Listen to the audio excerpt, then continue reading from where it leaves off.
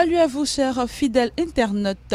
Depuis sa création, la Coalition nationale pour le changement ne cesse de s'implanter à travers le monde entier. La CNC, avec à sa tête le Premier ministre Charles Konan Banny, étend ses tentacules aussi bien en Europe qu'en Amérique pour se faire entendre et faire mieux comprendre ses idéologies. Pour ce faire, justement, nous recevons un membre de la coordination de la CNC des États-Unis.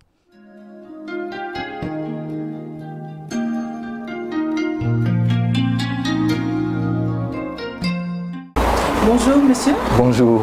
Alors comment pourrions-nous vous présenter? Bon, je sostiens Kofi Aibo à l'état civil. Au niveau professionnel, je suis enseignant, je suis professeur de mathématiques. Au niveau politique, je suis le président de CRAPA PDCI, section USA, les États-Unis d'Amérique.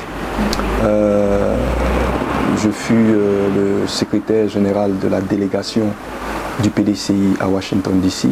Je suis actuellement le président du comité de base du PDCI à Philadelphie. La coordination est née du fait que des militants de droits de l'homme, des militants ivoiriens démocrates ont décidé de se mettre ensemble pour un changement de beaucoup de choses en Côte d'Ivoire, surtout éviter que nous ayons des élections cette année qui finissent par les guerres, les tueries, les exodes, les prisons loin de la Côte d'Ivoire. Et pour prévenir tout cela, ils se sont mis ensemble avec une charte au sein de la CNC pour décrire un peu la situation actuelle, pour faire en sorte que nous évitions au peuple de Côte d'Ivoire les morts, tout ce que nous avons vécu là, que j'ai même la peine à décrire actuellement. Donc ils ont posé un certain nombre de conditions qui sont inscrites dans la charte, dont par exemple la révision de la composition de la CEI qui n'est pas balancée, qui est très partial à l'avantage du pouvoir en place. La libération du président Laurent Gbagbo, parce que dans le contexte africain, on ne parle pas de réconciliation quand l'autre est de l'autre côté et que l'autre est ici. Donc il y a ça. Il y a aussi nos frères qui sont expatriés à cause de la crise que nous avons vécue. Nous estimons que ces Ivoiriens-là, tout en tenant compte de notre constitution, qui dit quelque part qu'aucun Ivoirien ne doit être, comment on dit ça, empêché de vivre sur son territoire. Je veux dire, voilà. Donc, à l'extérieur que de son pays. Que dans son pays, je crois. Donc en fait, pour ne pas rentrer dans le contenu, dans tout le contenu de la charte, je peux simplement dire que il faut absolument que nous ayons des conditions transparentes, démocratiques pour une élection apaisée. Et ça, c'est l'une des comment on dit ça, demandes à court terme. Il faut absolument que nous allions à des élections apaisées en faisant en sorte que le processus lui-même de l'élection, que les Ivoiriens puissent se déplacer de manière paisible sans être intimidés, que le jeu démocratique soit respecté. Donc voilà un peu succinctivement, hein. Il y a d'autres raisons que vous savez mieux que moi, puisque vous êtes journaliste, que vous vivez ici. La charte décrit ça mieux que ce que je suis en train de dire. Mais le plus important actuellement, je pense, c'est d'apaiser les Ivoiriens, de faire en sorte que nous allions à des élections apaisées. D'accord. Tout à l'heure, vous me disiez que vous êtes un membre du PDCI, vous étiez dans le parti du PDCI. Alors, un PDCI qui se retrouve à la CNC. Moi, j'ai envie de demander, qu'est-ce qui a motivé votre adhésion à la CNC? Bon, écoutez, moi, tout politicien, si on peut l'appeler comme ça, doit respecter ne serait-ce que notre constitution, respecter les valeurs démocratiques comme les élections, le consensus, le dialogue pour résoudre les problèmes. Donc, à notre dernier congrès, plutôt, où j'y étais, je suis venu au congrès, qui a eu lieu du PDC, le 12e congrès qui a eu lieu au Palais des Sports ici à Treichville. J'y étais, bon, les militants dans leur grand ensemble, hein, c'était tellement plaisant de voir des militants convaincus du PDCI être contents de savoir qu'ils auront un candidat en 2015. Et comme ça, tout d'un coup, on nous dit qu'on n'aura plus de candidat parce que le président du parti aurait fait une déclaration à Daoukro et qu'on n'aura plus de candidat. Alors là, on s'est mis à réfléchir, savoir bien le parti, c'est un parti politique ou bien c'est un club d'amis ou bien c'est une secte privée. Nous, on sait qu'il faut bien créer un parti politique qui s'appelle le PDCI-RDA avec des principes, avec des valeurs. Et on ne se retrouvait plus un peu dans cette manière de faire. Donc, tout en restant PDCI, parce que moi je ne sais pas où je peux partir, si ce n'est pas le PDCI, tout en restant PDCI, on a estimé que les conditions actuelles de la Côte d'Ivoire ne sont pas forcément idéologiques. Ce n'est pas une affaire de gauche et de droite, c'est plutôt un pays qui va à la dérive. Et si les acteurs politiques, les leaders politiques ne s'y prennent pas, je ne suis pas sûr que dans 5 années encore, on pourra retrouver la Côte d'Ivoire. Donc voilà un peu ce qui nous a poussé, nous autres, à nous allier à la cause de la CNC, qui a une charte qui est très claire, qui est très transparente, qui est très inclusive, qui n'est pas exclusive. Bon, on a adhéré, on a épousé le contenu, puis bon voilà, avec des amis aux États-Unis. Et pour vous dire, hein, bien avant même la naissance de la CNC, moi, je faisais des approches aux autres partis politiques, leurs représentants là-bas aux États-Unis, des amis qui se sont toujours battus pour la Côte d'Ivoire, pour qu'ensemble on se mette ensemble pour faire quelque chose.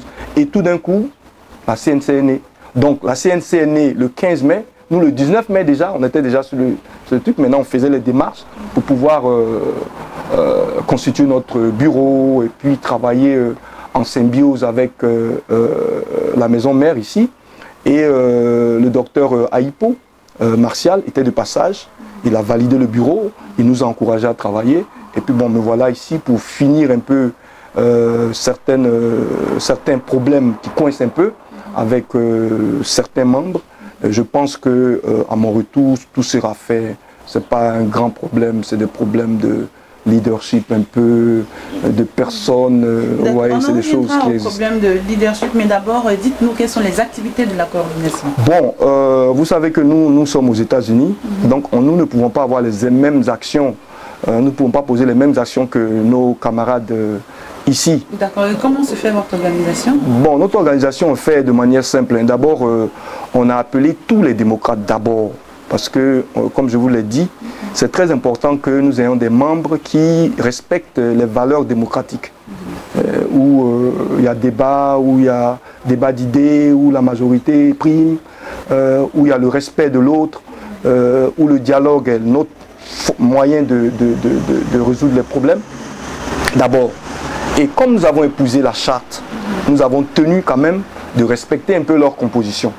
Donc, nous avons fait appel à tous les représentants de candidats déclarés et aussi des membres des partis politiques, les partis politiques représentés à l'extérieur qui sont membres de la CNC ici. Et ensemble, on a décidé que nous serons tous des coordinateurs pour changer un peu avec les trucs de président et tout ça. Et on était d'accord. Et ils ont estimé que, bon, c'est vrai, on est tous coordinateurs, mais il faut quelqu'un quand même pouvoir gérer un peu tout ça, qui soit au-dessus pour faire un peu, bon, la coordination, le lien. Et ils ont décidé que ma petite personne pouvait faire le travail, ce que je fais depuis. Et nous avons d'abord décidé que nous allons plutôt faire le lobbyisme, si je peux utiliser ce gros mot-là, qui contient beaucoup de choses. C'est quoi? En fait, nous avons décidé d'approcher les institutions américaines et les élus américains. Ce que nous avons commencé déjà. vous me pardonnez que je ne puisse pas dire certaines choses ici parce que nous sommes à l'écran, mais je peux vous assurer que nous travaillons de ce sens-là et nous avons des résultats. Nous avons des résultats. Vous savez, quand vous faites ce genre de travail-là, il faut suivre après sur le terrain pour voir si votre concern a été pris en compte. Donc nous regardons, nous voyons, nous suivons et nous pensons en toute sincérité que nous sommes en train d'aider les compatriotes et surtout les démocrates ivoiriens qui se retrouvent au sein de la CNC. Alors vous faites vos activités, vous organisez vos activités comme vous le pouvez. Est-ce que vous suivez l'actualité de la CNC nationale ici en Côte d'Ivoire? Oui, nous sommes obligés, nous sommes obligés puisque nous voulons les aider. Nous avons créé notre CNC là-bas, c'est pour aider parce que vous savez les Américains disent be in the belly of the beast. C'est-à-dire qu'eux ils sont dans l'action même, ils sont même dans un contexte difficile, très difficile. Je peux en parler parce que je suis ici avec vous. Très difficile. Je vous dis comme ça, même pour rencontrer certaines personnes, la gymnastique est incroyable. On ne peut pas vivre comme ça dans un pays. Franchement, il faut que le respect des droits de l'homme, le respect de la démocratisation, de la démocratie en elle-même, qu'on laisse les gens s'épanouir, qu'on laisse les gens dire ce qu'ils pensent, qu'on laisse les gens s'organiser en syndicats, en partis politiques. Je ne pense pas que ce soit là le problème. Le problème, c'est le bien-être du peuple ivoirien. Je ne pense pas que le problème, le fait que les gens s'asseyent, va nous empêcher d'être émergents, par exemple. Donc, voilà un peu, nous suivons les activités. La CNC, l'esprit de la CNC, ce n'est pas un groupement de personnes pour venir faire les éloges d'une personne ou bien créer un tremplin pour quelqu'un pour qu'il se mette au-dessus des autres. Je ne pense pas sincèrement que ce soit ça la motivation des gens qui l'ont tué. Donc, comme encore une fois la charte le dit, on ne force personne à venir à la CNC. Et le problème du président de la République qui a été bombardé, qu'on envoie à la CNC, ça, je suis désolé, mais ça doit être l'affaire de tous les Ivoiriens. Est-ce que moi je suis ici, hein, je suis venu, bon c'est différent d'être aux États-Unis, penser, voir les choses, mais je suis là, je vois, ça ne va pas. La cohésion sociale, il y a problème. Les gens sont... C'est pas ça. Hein, vous voyez, il y a quelque chose aussi qu'on oublie. C'est-à-dire si on veut partir, on veut parler, on veut utiliser les chiffres pour parler. En 2010, aux élections, au premier tour, le FPI a eu 38% des voix. Vous voyez, 38%. Après, les autres sont venus un peu, l'autre là-bas, 35%. Et puis le PDCI a eu 27%. C'est au deuxième tour, avec les combis, les mélanges, les trucs, bon, que le FPI, si on veut dire, si on veut respecter les chiffres encore, a perdu. Donc, c'est une population, c'est une masse à considérer. On ne pourra rien faire ici de paisible sans tenir compte du FPI. On peut penser, on peut avoir des idées sur sa méthode, sur sa forme, sur son truc, mais on est condamné, et je m'en rends compte, moi, maintenant, que nous ne pouvons pas avancer sans inclure le FPI. Il faut que le gouvernement actuel, surtout le président de la République, ce n'est pas possible qu'on ait été formé aux États-Unis d'Amérique. Ce n'est pas possible, c'est inconcevable qu'on ait fait Philadelphie, l'université de Philadelphie. Quand il y allait, je pense que c'était mélangé avec Drexel University. Une ville où le premier congrès des États-Unis, où ils ont déclaré l'indépendance des États-Unis d'Amérique, 1776, le 4 juillet, où il y a la cloche de la liberté. Une ville où le deuxième nom de la ville, c'est Brotherly, Sisterly, Love City. C'est-à-dire, là-bas, c'est l'amour entre les gens. C'est le deuxième nom de Philadelphie. Brotherly Love City. Vous voyez, qu'on soit allé à l'université là-bas et qu'on ne conçoit pas que les gens peuvent avoir des idées différentes. C'est inadmissible. Moi, je ne comprends pas. Je ne peux pas comprendre. Pour quelqu'un qui dit qu'il allait à l'université de Pennsylvanie, encore, où les Benjamin Franklin, les James Smith, les James Wilson, son nom là, le nom de l'université où il est parti, c'est des grands gars, des grands penseurs. Vous voyez? Et puis, tu deviens président de la République. le plus grand, je ne sais pas moi, antidémocrate que moi j'ai connu dans ma vie depuis que je suis dans la politique. Vous voyez, donc c'est un peu choquant, c'est un peu c'est décevant. Des petites choses comme quelqu'un qui vient avec son parti, des déclarations, organise des gens pour donner son point de vue, on vient les attraper en prison. Donc qu'est-ce que vous pensez de la situation sociopolitique en Côte d'Ivoire? Moi je pense que la situation est morose et très dangereuse. Nous sommes sur une pente qu'il va falloir faire très attention. Parce que le climat n'est pas favorable à la non, moi, si vous me demandez, basé sur mon petit séjour, je suis de nature très, comment on dit ça, studieux un peu, c'est-à-dire que je veux toujours comprendre ce que je ne comprends pas. Ça, c'est ma nature, ça. Donc, je suis venu, bon, j'ai fait un peu de tours différents, j'ai voyagé, hein, je suis allé à l'intérieur, vous n'allez pas croire, mais je suis allé à l'intérieur, je suis venu, bon, je suis à Abidjan, je ne suis pas simplement où vous êtes venu me rencontrer. Je suis allé 2 fois à Yopougon, 4 fois à Boboga. Pour là, j'y vais souvent parce que bon, j'ai la famille. Donc, c'est pour vous dire que ce que je vous dis, ce n'est pas une affaire de salon ou bien de vivre à Cocody ou bien des trucs. C'est la réalité. Les Ivoiriens, il n'y a pas une cohésion. On sent qu'ils ne sont pas contents. On sent qu'il y a quelque chose qui les gêne. Et comme ils sont terrorisés par la police, les FRC, toutes ces histoires-là, ils ne parlent pas beaucoup. Vous voyez, je prends le taxi par exemple. Hein? Sur 5 taxis que je prends, quand je parle aux gens, je vois un peu où ils sont. Vous voyez? Même ceux qui supportent ou bien qui sont d'obédience, c'est comme ça on dit, hein, d'obédience gouvernementale aujourd'hui, là, leur position même n'est pas trop claire.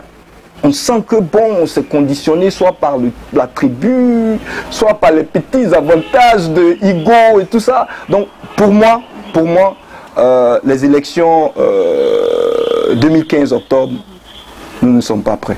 Nous accompagnons la CNC ici. Nous l'accompagnons. Mais vous ne vous conformez pas. Nous avons accepté, nous avons épousé la charte. C'est la charte qui nous dicte. Vous voyez, c'est le plus important. Hein?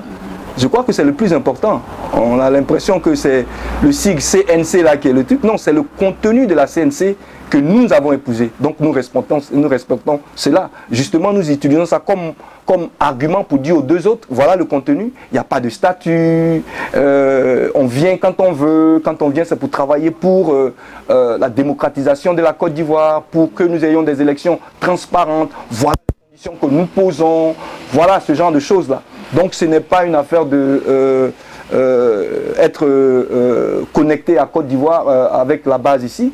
Ce que certains d'entre nous utilisent, hein. Moi je connais telle personne là-bas, j'ai appelé telle personne dit ça et tout ça. Et moi je leur dis non, ça ne fonctionne pas comme ça. Nous sommes de grands garçons, on ne nous a pas obligés de créer une constitution, nous l'avons fait. Et nous avons fait sur des bases simples. Démocratie, aidons à démocratiser la Côte d'Ivoire, aidons ceux qui sont là-bas, qui se battent à cheminer, à travailler, à atteindre l'objectif fixé par la charte. J'ai rencontré le président Bani dans le cadre de CRAPA PDCI, où je suis le président aux États-Unis. J'ai parlé à Kakabe, j'ai rencontré le porte-parole, le ministre Jean-Jacques Béchiot, j'ai rencontré les responsables du FPI. Et puis bon, je dois faire d'autres rencontres. Donc voilà un peu, hein, nous travaillons en symbiose. Nous respectons encore une fois le contenu de la charte. La CNC n'est pas une plateforme pour faire la promotion de quelqu'un. C'est pour faire la promotion de la Côte d'Ivoire. C'est pour libérer la Côte d'Ivoire.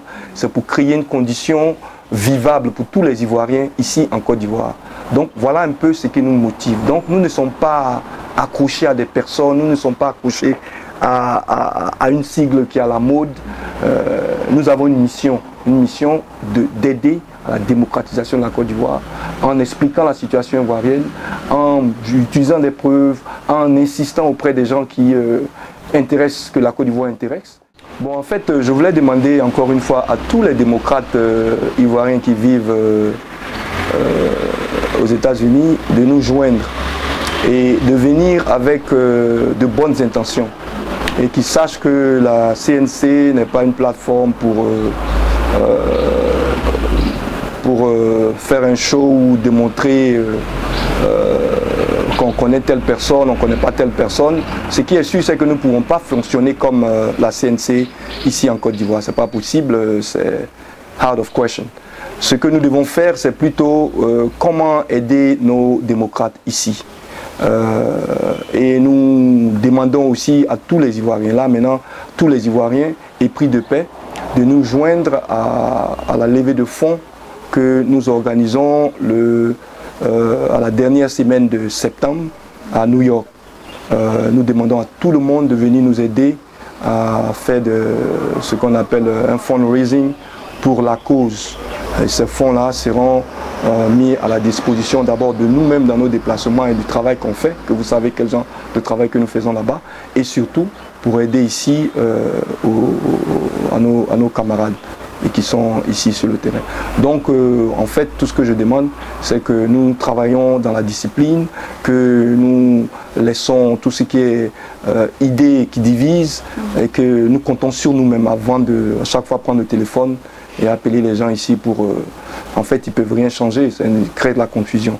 Donc il faut qu'on compte sur nous. Nous avons créé une CNC pour les Ivoiriens qui vivent aux États-Unis d'Amérique, tout en travaillant en symbiose avec la maison mère ici. Voilà ce que j'avais à dire. D'accord, voilà qui est clair en tout cas. Merci. Merci à vous d'avoir répondu à notre appel.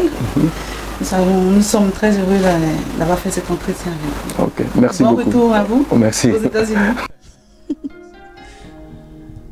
Alors voilà, chers internautes, la CNC avance, la CNC s'implante avec ses idéologies en soutenant toujours les conditions, les différents points de sa charte. Nous, tout ce que nous demandons, c'est que les différents présidents des partis politiques, en tout cas, fassent des efforts, fassent de tous leurs efforts pour maintenir la paix en Côte d'Ivoire. Merci à vous d'être restés avec nous. À bientôt.